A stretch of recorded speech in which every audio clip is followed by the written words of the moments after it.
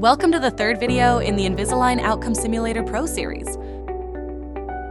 In this video, you will learn how to customize your simulation using simulation preferences, the tooth chart, and 3D controls.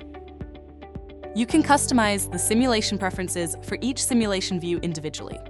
From the Invisalign simulation view, tap Preferences in the upper left-hand corner.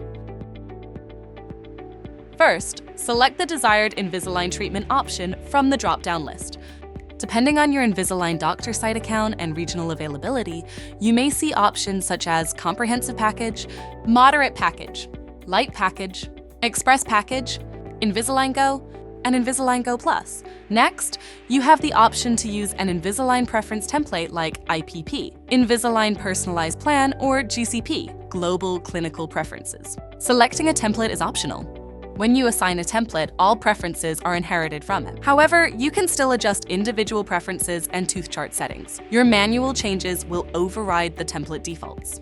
You can manually adjust the age group, dental midline, spacing, AP corrections, and IPR. Please note that the age group setting is designed to apply different IPP or GCP preferences for adult and teen patients, and this directly affects the simulation outcome.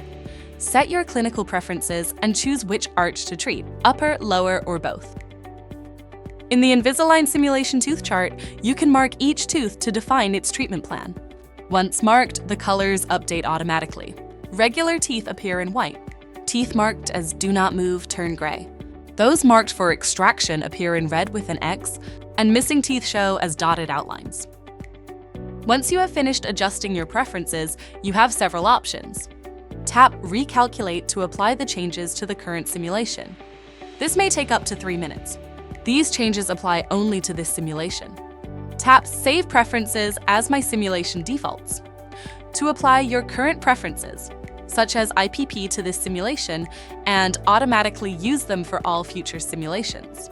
Tap Load My Simulation Defaults to restore your previous default settings.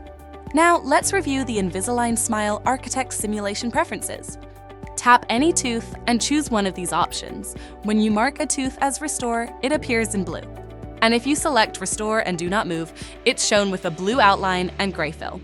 By default, the system auto-restores the upper 6 teeth, but you can modify this and recalculate as needed. You can also switch your tooth numbering system. Tap any number in the chart and choose FDI, Palmer, or Universal to match your preferred notation. Now, let's explore the 3D controls tools, which move teeth manually and adjust the position interactively.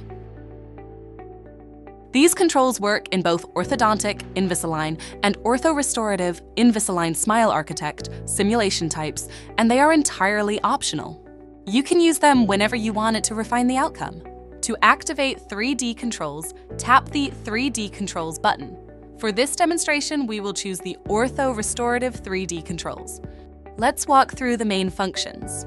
Tooth movement. Tap any tooth on the 3D model, then select your movement type in the 3D controls panel. Depending on the control selected, extrusion or intrusion, you can move the tooth accordingly. In the Smile Architect 3D controls, you can choose to move not only the tooth, but also the restoration. If you're using my itero.com portal, you can select multiple teeth by holding the control key. Once selected, you can move all chosen teeth together using the same control tools. Modifying IPRs and spacing. Tap the flags that appear between teeth to access 2 options. Add IPR and add spacing. You can adjust the amount of IPR or spacing directly within the controls. All changes are saved automatically as you work. With these real-time tools, you can ensure that each simulation accurately reflects your clinical preferences. Please note that any modifications using the 3D controls will trigger a recalculation that makes a few minutes, similar to changes in preferences. In this video, we reviewed how to customize the simulation using the simulation preferences, tooth chart, and 3D controls. In the next video, we'll explore how to manage patient photos and share your simulations with ease.